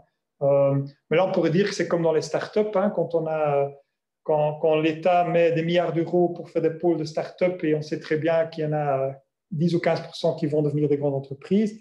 Ben voilà, pourquoi pas continuer à financer et soutenir tous ces projets en sachant que certains vont vraiment grandir, gagner en maturité et que voilà, on va apprendre nos échecs également. Peut-être dans la salle, si je peux. Merci. Je m'appelle Edith Chedel, je suis géographe laboratoire PACT. Je dis ça parce que, pas pour affirmer une discipline, mais pour amener la question des contextes et des territoires, puisqu'on parle de transition écologique, notamment la question des ressources, il s'agit d'un projet, par exemple, sur l'énergie. Travaille par rapport à la question de la construction des valeurs dans une expérience collective qui est très dépendante, en fait, des possibilités qu'offre un lieu. Oui. Et notamment très important dans les territoires ruraux, alors que les chercheurs ont souvent, enfin en tout cas en France, c'est organisé plutôt comme ça, on a plutôt des universités dans les centres urbains, et donc il y a aussi ces décalages de la vie vers les territoires, et comme on en a peu parlé, mais voilà, vous posez la question de comment est-ce que ces contextes géographiques ils sont intégrés dans votre vision de la transdisciplinarité, parce qu'on a souvent des acteurs qui sont très ancrés dans ces territoires, ces ressources, ces possibilités, et des chercheurs qui ne le sont pas toujours. Oui, parfait. Voilà. Très, très bonne question. Merci beaucoup. Donc, je ne sais pas si les personnes à distance, je vais peut-être juste brièvement répéter. J'essaie de répéter la question. Donc et je suis vraiment content de la question. Parce que ça nous remet vraiment vers la base de ce quoi on parle. Donc, ici, on cherche la géographie, la question sur l'importance des territoires et justement certains contextes locaux, ruraux qui rendent possible certains types de recherches et ce qui contraste avec des savoirs disciplinaires d'universités en régions plus urbaines et centralisées. Pardon, pour compléter la question, en fait, c'était aussi pour en venir à l'idée de la mise en réseau et à la reproductibilité des expériences, mais en tout cas à leur connexion et comment faire profiter d'une expérience à l'autre. Quand on perd le contexte, des fois, voilà, c'est possible. Oui. Oui, voilà. Donc, deuxième volet à la question, c'est effectivement, c'est que on a parlé beaucoup de mise en réseau d'expériences, mais ça ne nous implique pas encore, évidemment, qu'on peut reproduire ce qui passe dans un contexte par rapport à notre contexte. Et donc, effectivement, ça fait partie du cœur des recherches transdisciplinaires, c'est que l'idée des plateformes de capacitation, c'est que, bien sûr, ces recherches sont hautement, à la différence des disciplines, dans chaque contexte, on aura des valeurs sociales, des valeurs épistémiques différentes mises en œuvre. Et donc, on ne peut pas généraliser, on ne peut pas dire on ne peut pas construire une théorie de la transition territoriale à partir d'une recherche en question détaillée. On ne peut même pas faire une étude comparative des 100 territoires de transition et faire la théorie générale. Ça ne marche pas justement sur le problème du type auquel on s'intéresse, c'est-à-dire hautement interdépendant social et écologique avec des trajectoires incertains, imprédictibles et d'autre part des valeurs multiples qui interviennent. Donc ça ne fonctionne pas comme ça. Donc effectivement, ce qu'on a proposé d'une part, c'est une mise en réseau pour que les compétences qu'on a acquises sur un certain territoire de recherche au niveau processus d'apprentissage social, au niveau croisement des savoirs, au niveau cogestion, parce que la cogestion, justement, là, par contre, on peut commencer à construire un savoir plus générique, c'est dire que sur les problèmes de transition territoriale alimentaire dans des villages ruraux, par exemple, ce n'est pas nécessaire d'avoir une cogestion très lourde parce que le risque n'est pas très grand. Par contre, sur le problème de pauvreté, c'est très lourd. Donc là, des chercheurs sur des territoires différents qui s'occupent de problèmes plus ou moins similaires peuvent au moins échanger le savoir sur le processus et sur les méthodes de cogestion. Ensuite, il y a quand même l'utilisation du savoir disciplinaire dans un contexte interdisciplinaire. Ça veut dire que souvent, on va quand même publier dans des revues disciplinaires certains résultats de recherche qui peuvent être alors génériques et ils peuvent avoir des problèmes techniques qui sont communs à plusieurs territoires, plusieurs espaces. Et donc à ce moment-là, ce qui est intéressant, c'est que vous allez me dire, oui, mais alors on retombe dans la disciplinarité. Oui, sauf que la formulation de la question qui a donné lieu à la publication disciplinaire résulte d'un processus transdisciplinaire interdisciplinaire. Et donc il y a beaucoup de questions qui ne sont même jamais posées. Et donc, au moins, le processus a le mérite de faire émerger des questions et d'avoir des réponses. D'où quand un autre territoire se pose la même question, il pourra déjà appuyer sur un savoir technique qui a été formulé. Donc, ce type de savoir peut être transféré. Et ensuite, évidemment, il y a toutes les techniques de décontextualisation, de recontextualisation, voilà. Mais ça, c'est des choses qui sont plus connues en géographie déjà, ça, c'est rien de nouveau que je dis. Mais je pense que le point essentiel, c'est quand même que ce qui va se transférer, c'est de savoir sur le processus et sur les méthodes de cogestion. Et certaines questions nouvelles qui n'ont jamais été posées vont se poser grâce à ce processus et qui peuvent alors se transférer aussi dans le contexte. Mais donc, effectivement, c'est vraiment intéressant comme question parce que là, on est vraiment au cœur de la pratique. Hein. On sent bien qu'on ne peut pas faire l'économie de ce type de recherche pour comprendre ce type de dynamique. La discipline est complètement insuffisante et c'est bien contre ce mur-là qu'on est confronté aujourd'hui. Donc, on doit créer ces compétences-là. Mais en même temps, ce qui est tout à fait nouveau, c'est qu'on va imaginer, mais dans quelle communauté on travaille. Hein. Et alors, ici, j'ai un exemple de méthode générique de mise en réseau. Ce qu'on va émerger aussi, ce que j'avais déjà dit avec les Louvain-Fort, on va aussi émerger des méthodes thématiques de mise en réseau. Alors, pour thématique, il ne faut pas, de nouveau, ces thématiques, ce seront des réseaux très larges, justement pour permettre cette fonction de capacitation. Hein. Donc, ce sera par exemple sur la transition alimentaire ou la transition mobilité, ou des thématiques comme ça peuvent donner lieu à des réseautages très larges dans lesquels il y a cette hétérogénéité qui est présente, qui invite précisément à cette mise en réseau de capacitation. Donc ça, je pense qu'on va vraiment émerger les deux types de mise en réseau. Merci. J'aurais deux questions. La première, elle porte sur la typologie des 43 projets. Finalement, il y en a qui sont uniquement sur la production de publications et puis d'autres qui ont une composante que je pourrais appeler contribution à l'action publique au sens large. Est-ce que vous êtes allé, sans parler d'évaluation, regarder ce que ça a transformé quand il y avait à la fois la publication et un autre type de produit, en termes de soit du côté des chercheurs, soit du côté des acteurs non académiques, sur la décision, sur la manière dont ils l'ont mise en place? Ça, c'est ma première question. Et la deuxième, c'est sur finalement ce que vous recommandez comme première étape d'avoir se mettre d'accord, d'avoir ce temps de co-construction. Quel regard vous portez à l'échelle des pays que vous connaissez sur finalement l'évolution des systèmes de financement de la recherche, c'est-à-dire est-ce qu'ils arrivent à suivre finalement les besoins de ce type de recherche, et est-ce que vous voyez émerger des choses très innovantes au-delà de ce que vous avez mis en place, mais dans le financement par ces échelons-là? Oui, merci beaucoup. Donc deux questions. Hein. Donc la deuxième question sur est-ce que dans les différentes études de cas que j'ai analysées, est-ce qu'on voit des mécanismes de financement innovants émerger dans plusieurs pays? Et alors la première question qui portait sur les projets de recherche où il y a... Voilà, si je me souviens maintenant, effectivement. Donc, qui se pose la question, c'est que est-ce que quand des projets de recherche combinés à la fois avoir des résultats en termes de publication et en termes de savoir utile pour la transition sociale, est-ce que ça, in fine, donnait des changements au niveau soit des chercheurs, soit des acteurs sociaux? Alors, bon, je ne l'ai pas fait sur les 43 projets, parce que, bon, dans l'échantillon, il faut déjà des publications académiques qui expliquent ces différents outputs, mais aussi qu'il faut une étape en plus qui analyse. Il y en a quelques-uns qui le font, mais ils ne l'ont pas fait tous les 43. Donc, je n'avais pas l'échantillon, je ne l'avais pas construit pour cette question-là. Maintenant, il y a quand même certaines choses qui apparaissent dans la littérature, c'est qu'un élément important, c'est le path dependency.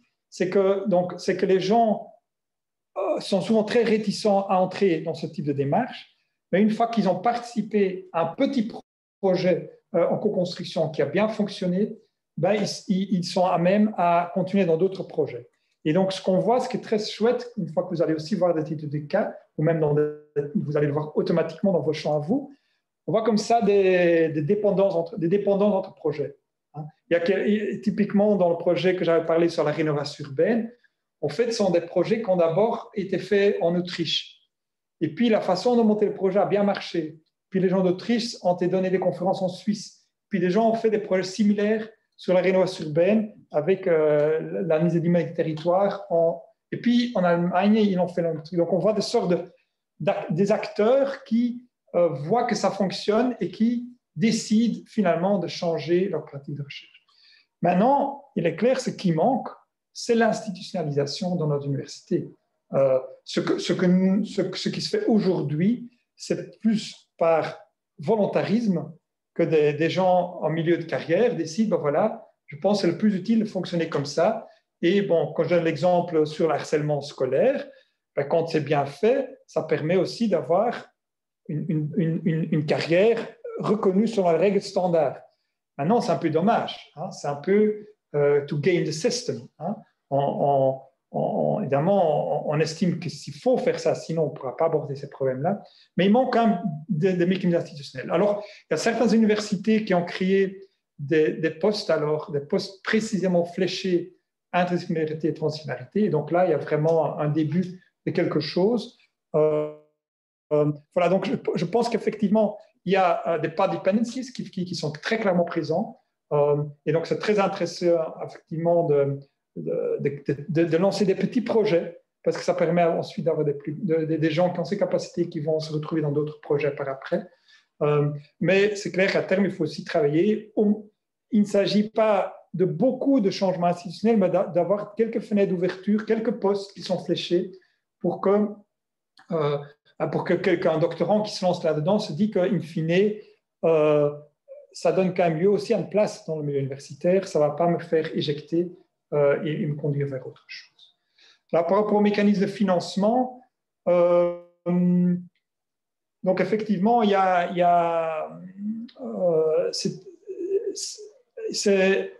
je répondrai par la question d'abord en disant que c'est un problème de sandwich en fait. C'est que si on va créer un nouveau mécanisme de financement qui est bien construit, mais qui n'a pas de capacité dans les universités pour y répondre, qui n'a pas une culture de valorisation de la recherche, qu'est-ce qui va passer? Finalement, ce seront, et là on aura l'instrumentalisation, question qui a été posée, ben, tu auras typiquement les disciplines biophysiques qui vont sauter dessus et qui vont postuler et qui vont remporter le truc parce qu'ils sont dans les commissions d'évaluation. Ça ne changera absolument rien. Donc, c'est pour ça que nous, en tout cas en Belgique, il y a très peu de capacité pour ce type de recherche. Bien, en dehors des secteurs que j'ai cités, l'urbanisme, il y a des niches très chouettes, très productives. En général, on n'a pas une culture de recherche comme dans certains pays scandinaves, en Allemagne, en Suisse, etc. Donc, on a plutôt pris l'option, nous, de d'abord travailler au niveau des capacités universitaires. Donc, on va beaucoup travailler sur les créations de pools de mémorants. On va créer des éléments d'interface. Donc, dans les 3-4 années à venir, on a planifié plusieurs événements. Et je pense qu'assez rapidement, on pourra identifier les capacités et les améliorer. Et seulement ensuite, on va travailler sur le mécanisme de financement. Parce que je pense qu'il y a, en tout cas en Belgique, il y a un réel intérêt des politiques publiques à voir émerger ce type de recherche. Et donc, voilà, il faut donc à la fois créer des capacités dans les universités pour répondre à ces appels à projets. Il faut aussi pouvoir communiquer avec les bailleurs de fonds pour discuter de ces problèmes d'instrumentalisation, de problèmes de pouvoir, pour qu'il y ait une conditionnalité dans les appels d'offres qui intègrent ces éléments-là. Et ensuite, je pense que ça peut créer un match fructueux.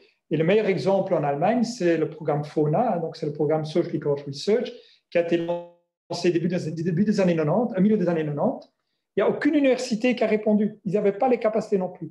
Par contre, ce que ça fait émerger des institutions de recherche for Social Ecology Research.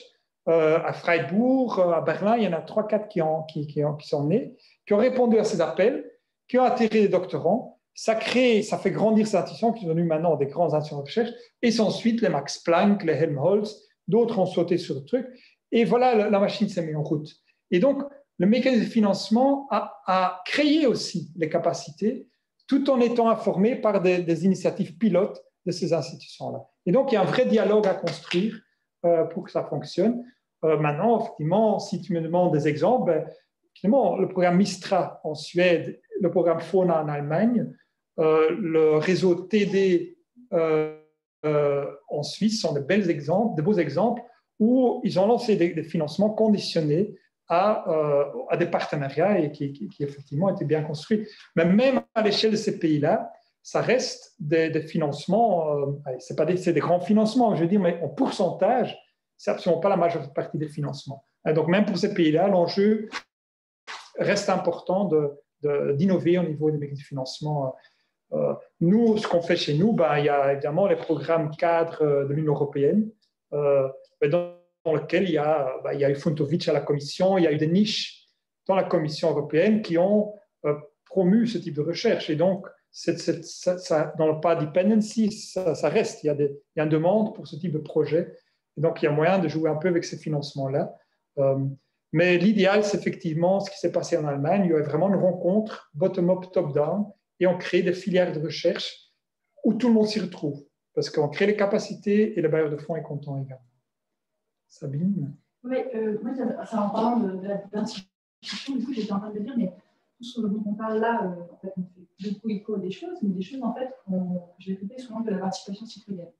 Et maintenant, la question de la participation et des recherches participatives, des sciences participatives, etc., en France, c'est la manière dont ça commence à être institutionnalisé avec des appels dédiés, etc. Et je me posais la question si ça rentrait complètement là-dedans, si cet ensemble d'apports-là s'y appliquait ou pas. Et j'aurais tendance à dire oui, évidemment, mais je ne suis pas sûre en fait que ça parte des mêmes. Enfin, je ne connais pas suffisamment, mais je ne suis pas sûre que ça parte exactement des mêmes préoccupations et que ça a été pensé de cette manière-là. En tout cas, je vois très peu de place, par exemple, pour tout ce qui est des questions de. En tout cas, dans les appels que je vois ou les façons dont ça se structure actuellement, je vois pour moi assez peu de place pour les questions d'accessibilité et assez peu de place pour même penser l'action collective là-dessus. Très bonne question. Donc, effectivement, les recherches participatives font partie de l'univers des méthodes. Hein, donc, c'est clairement, ça en fait partie. Ce qui est nouveau, c'est que comme ces méthodes participatives sont souvent nées à travers d'un activisme dans les années 60, ce qui est nouveau, c'est que ces méthodes reviennent maintenant sur la place publique pour répondre à ces défis épistémiques, à ces défis de produire de la connaissance dont on a besoin pour la transition. Et donc, il y a une raison nouvelle pour laquelle ces méthodes viennent sur la place publique. Une part. Deuxième élément, c'est que nous, en Belgique, on a aussi des programmes co-créés de recherche-action participative. Alors, en discutant avec les collègues qui gèrent ces programmes-là, ils ont exprimé le besoin d'aller au-delà de ces méthodes conçues de façon trop stricte. Hein? Donc, ils se sont rendus compte qu'effectivement, ça fait partie de l'univers, ça permet de répondre à certaines questions, mais aujourd'hui, c'est trop strict pour atteindre l'ensemble de la communauté. Troisième élément très important, c'est que l'élément interdisciplinarité n'est absolument pas pensé dans ces méthodes-là. Et donc, ce qu'on a besoin aujourd'hui, c'est du croisement de savoir à plusieurs niveaux, à la fois entre disciplines et entre acteurs sociaux et disciplines. Et donc, je pense que les recherches participatives, l'exemple d'ATD est très parlant. Hein. Donc, ATD qui est spécialisé dans une recherche participative très pointue avec des gestions en situation de pauvreté, se rendent compte que les problèmes systémiques de changement d'accès à l'alimentation, de changement d'urbanisation, de mobilité, touchent directement les pauvres aussi. Et donc, avec une méthode participative locale, ils arrivent à rencontrer certains besoins, mais il y a de nouvelles thématiques qui émergent qui demandent de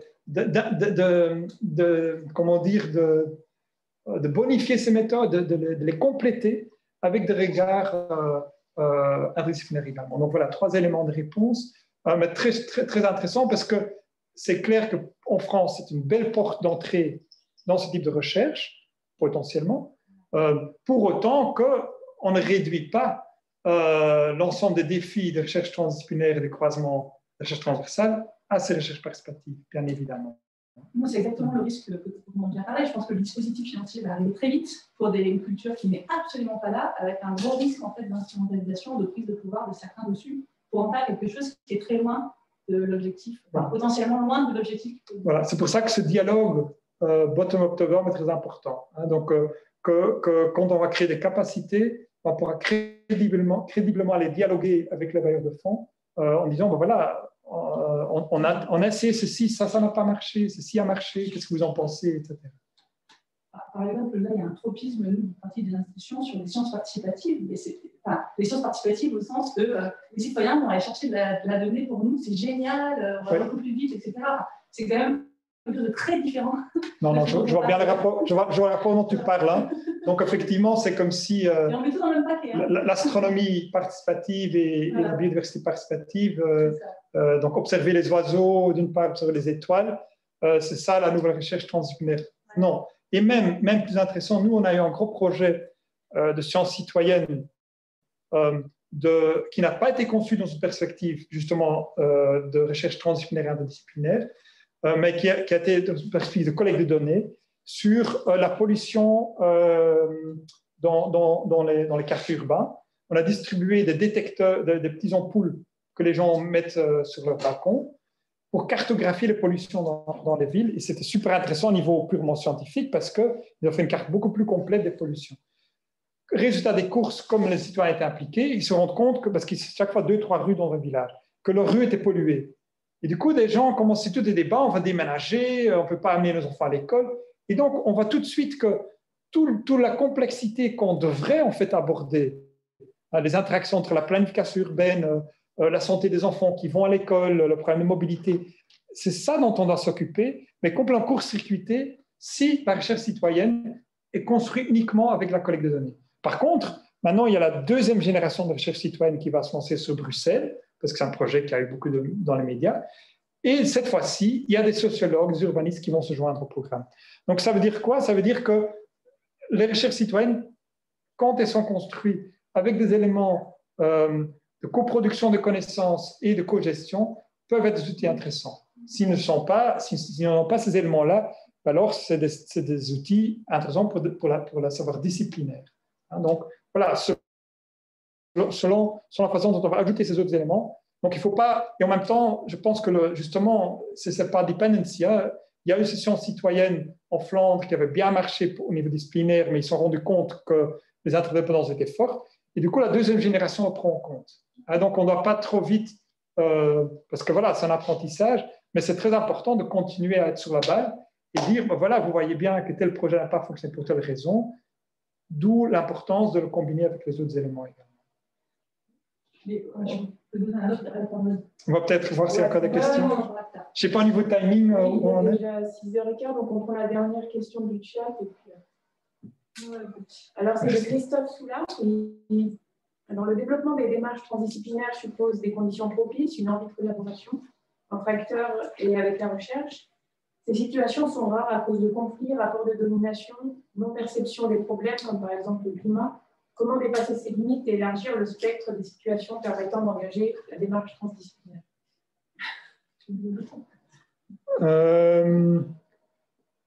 Bon, ouais, effectivement, je pense que c'est une très bonne question parce que, et bon, on va terminer avec cette question-là. Hein.